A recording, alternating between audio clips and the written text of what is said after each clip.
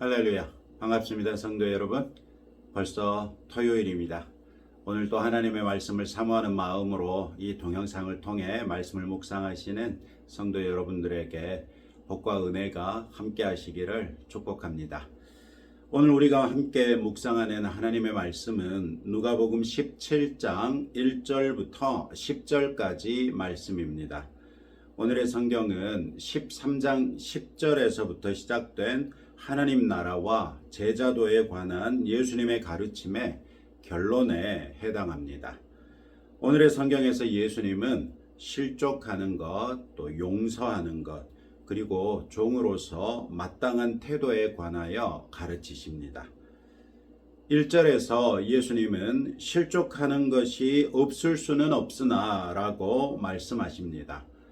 이 말의 헬라어 원어를 그대로 번역하자면 사람들이 실족하지 않게 하는 것은 불가능하나 이런 말입니다. 사람인 이상 실족할 수밖에 없다는 것입니다. 그것을 인정하시면서도 예수님은 남을 실족하게 하는 사람에 대하여 차라리 연자맷돌이 그 목에 매여 바다에 던져지는 것이 나으니라 이렇게 말씀하십니다. 연자맷돌을 목에 매여 바다에 던지는 것은 로마 시대 때 행해지던 끔찍한 형벌 중에 하나였습니다. 그런 면에서 죄를 지은 사람에 대한 처벌로 받아들인다면 오늘의 성경에서 연자맷돌이 목에 매여 바다에 던져질 사람은 다른 사람을 실족하게 하는 사람이라는 것을 알 수 있습니다.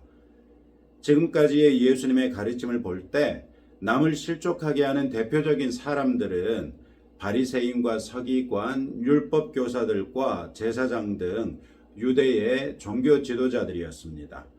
그들은 스스로 율법주의적인 태도를 견지하며 다른 대부분의 사람들을 죄인으로 규정하고 그들과 상종하지 않았습니다. 이는 죄인으로 규정된 사람들에게는 명백한 실족거리일 수밖에 없었습니다. 아무리 죄를 범하지 않고 율법에 합당한 삶을 살려고 노력할지라도 그것이 불가능한 것을 매일 경험하게 되니 얼마나 고통스러웠지 않았겠습니까? 마침내 자신들의 죄로 인해 하나님께로부터 배척될 두려움이 마음에 자리 잡고 있는데 소위 종교 지도자들마저 자신들을 가리켜 죄인이라고 하니 무슨 소망이 있었겠습니까?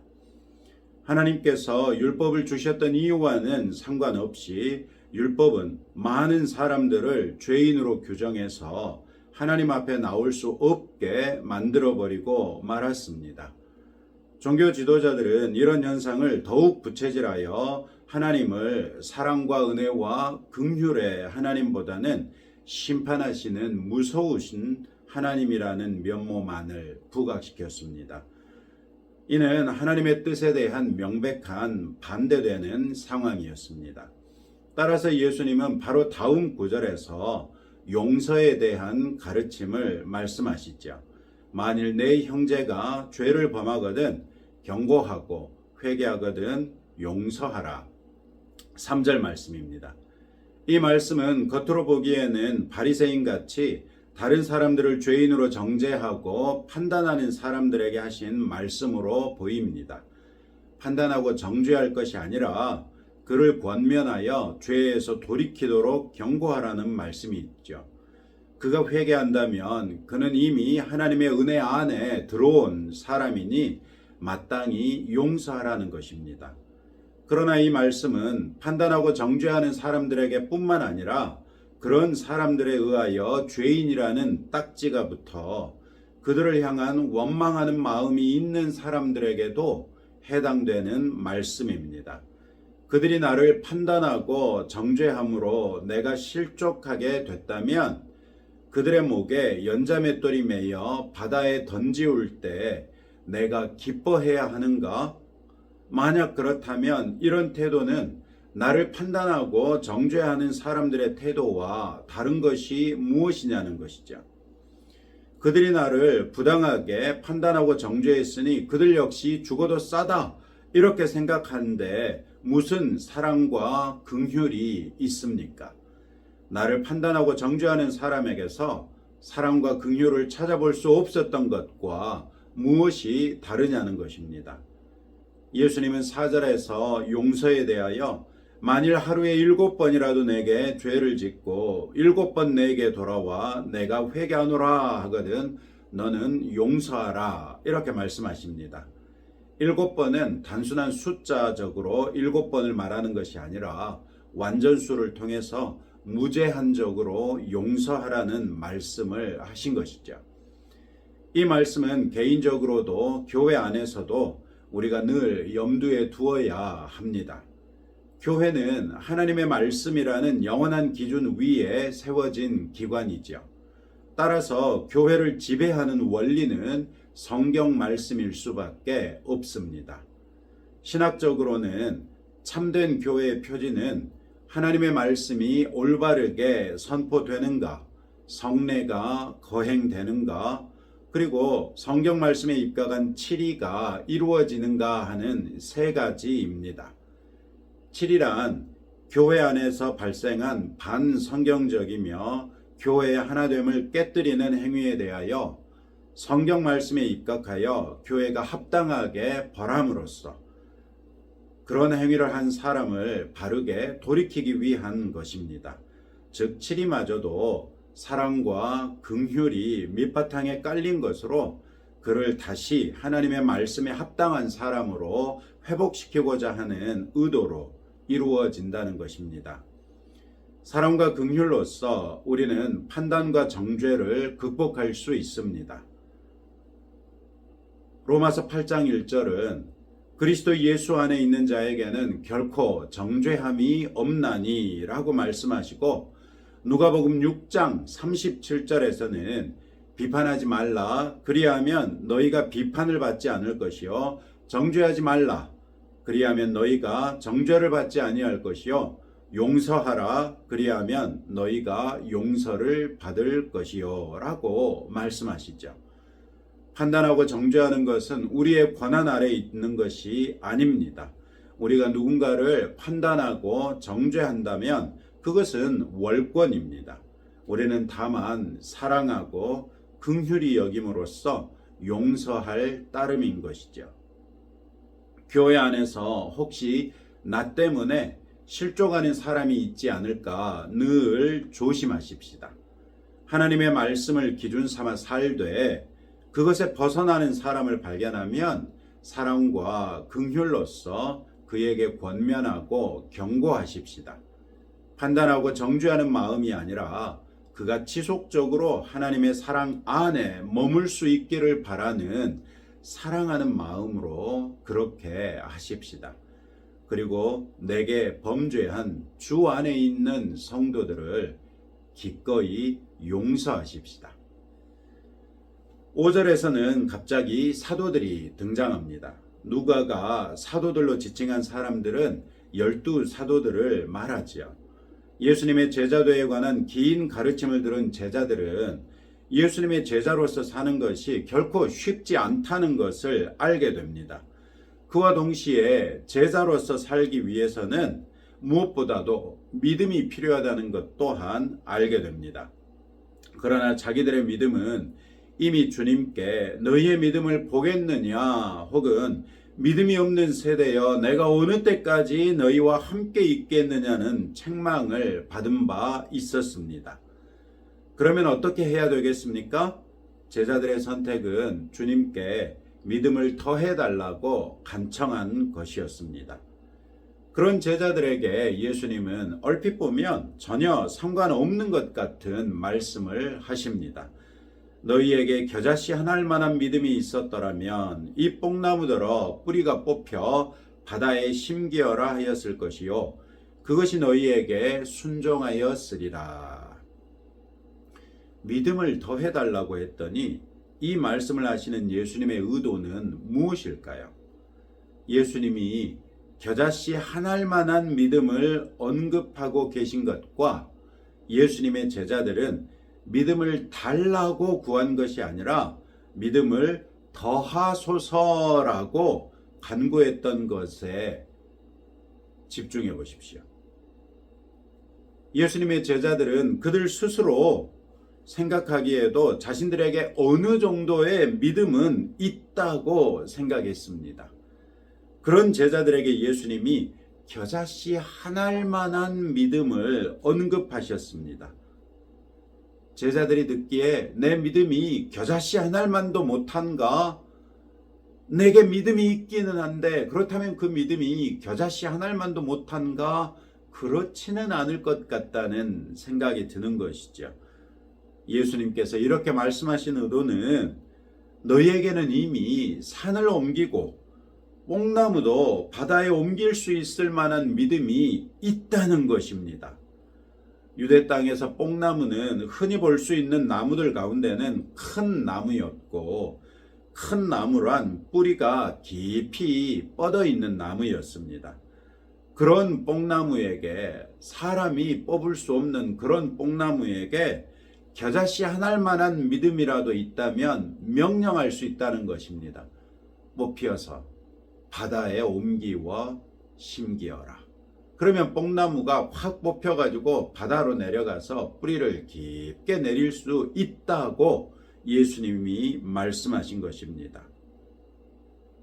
예수님은 이 과장을 통해서 아무리 적은 믿음이라도 믿음이 있기만 하다면 우리가 생각할 수 있는 일들보다 훨씬 더 큰 일도 능히 행할 수 있다고 말씀하시는 것입니다. 12 제자들은 예수님의 제자로서 살기 위해 믿음이 필요해 보였는데 예수님은 자기 제자로 살기 위한 필요한 믿음은 이미 제자들에게 있다고 말씀하시죠. 즉 핑계대지 말고 제자의 합당한 삶을 살아내라고 말씀하신 것입니다. 우리도 제자들과 같은 모습이 있습니다. 주님이 우리에게 무엇인가를 하도록 요구하실 때 우리는 저는 아직 준비가 되지 않았습니다 라고 핑계대면서 순종하지 못하는 모습이 바로 그 모습입니다. 이런 사람들은 자기의 믿음을 폄훼하고 무가치한 것으로 여기는 어리석음에 빠진 것입니다. 그리고 이런 사람들은 믿음의 본질을 놓친 것입니다. 믿음은 본디 하나님께서 우리에게 주신 선물로서 하나님께 속한 것이지 사람에게서 나온 것이 아닙니다. 우리의 믿음이 우리에게서 나온 것이라면 더 큰 믿음을 갖기 원하는 우리들의 마음이 정당하다 할 수 있습니다. 그러나 우리의 믿음이 하나님께서 우리에게 주신 것이라면, 하나님의 믿음이 내 안에 들어온 것이라면, 하나님께는 능치 못함이 없다고 하는데 전능하신 하나님의 능력이 담긴 그 믿음으로써 우리가 하지 못할 일은 또 무엇이냐는 말씀입니다. 우리에게 인식의 전환이 필요합니다. 예수님이 말씀하신 것처럼 산인들, 뽕나무인들 바다로 옮길 수 있는 겨자씨 한 알만한 믿음이 이미 우리에게는 있습니다. 그 믿음이 전능하신 하나님의 능력을 담은 것으로서 하나님께로부터 난 것이요 우리에게 주신 하나님의 선물입니다. 우리에게 더 이상의 믿음이 필요한 것이 아니라 우리가 가진 믿음이 하지 못할 일이 없는 하나님께 속한 믿음이라는 것을 온전히 믿는 믿음이 필요한 것이죠. 여러분에게는 이 믿음이 있습니까? 이 믿음으로써 여러분이 오늘 이룰 수 있는 일은 또 무엇입니까? 7절부터 10절에서 예수님은 제자들에게 마음가짐을 당부합니다. 자신들에게 믿음이 있어 능치 못함이 없다는 것을 알고 있다면, 또 그들이 예수님께로부터 권위와 능력을 부여받아 전도 여행을 떠났을 때 실제로 질병을 고치고 귀신들을 내어 쫓았던 것을 상기한다면 제자들이 빠지기 쉬운 함정은 교만이라고 할 수 있습니다. 그런 그들에게 너희는 그저 종에 지나지 않다고 주제 파악을 하라고 말씀하십니다. 실제로 예수님의 제자는 하나님의 종이라고 고백하고 있지 않습니까? 우리도 시시때때로 기도할 때 우리가 하나님의 종입니다. 우리가 주님의 종입니다. 아니, 예수님을 주님이라고 부르는 것 자체가 우리는 종입니다. 이런 고백이지 않습니까? 종이 어찌 주인과 같은 상에서 먹고 마시길 바랄 수 있겠으며, 종이 어찌 주인에게 고마워해 달라고 기대할 수 있겠습니까? 그것이 그저 내가 할 일이고 그 일을 위해서 내가 존재하는데, 내가 마땅한 일을 했다고 내 주인이 내게 고마워해야 합니까? 예수님은 제자들에게 오히려 우리는 무익한 종이라 우리가 하여야 할 일을 한 것뿐입니다, 이런 태도를 견지할 것을 요구하십니다.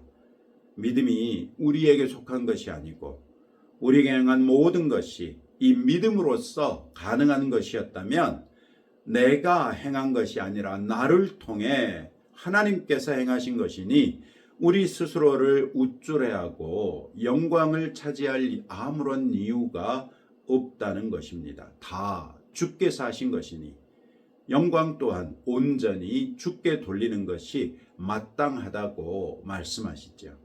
우리는 다 예수님의 제자들입니다.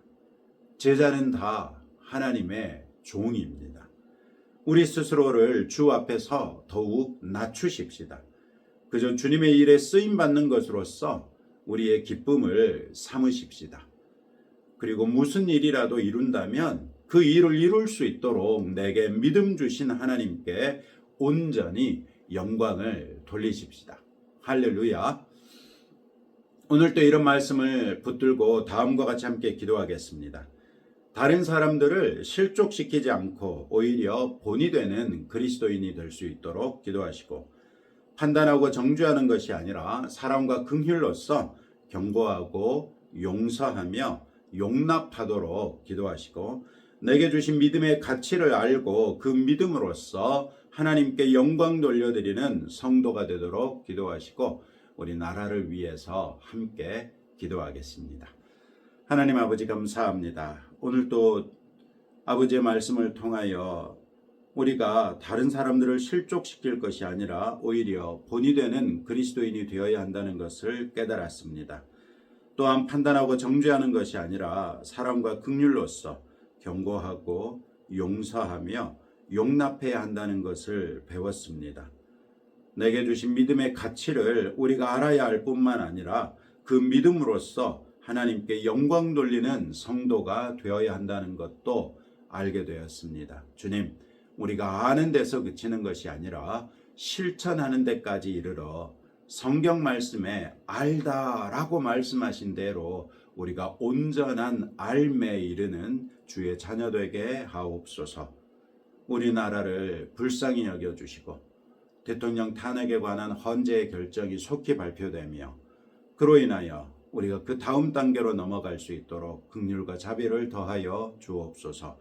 주님, 또한 우리가 기도하오매 오늘 토요일입니다. 내일은 주일입니다. 주일을 맞이하여 주님 앞에 기쁜 마음으로 갈 수 있도록 오늘 하루도 주의 은혜 가운데 거하며 경건하게 하사 주일을 기다리며 주일을 대비하는 경건한 주의 날 되게 하옵소서. 예수님 이름으로 기도합니다. 아멘. 네, 제가 깜빡하고 산불 때문에 고통 중인 우리 국민들을 위한 기도를 잊어버렸는데, 성도 여러분들 꼭 산불로 고생하고 있는 우리 국민들과 또 산불을 끄기 위해서 수고하고 있는 소방대원들 위해서도 기도해 주시면 감사하겠습니다. 평안한 하루 되십시오.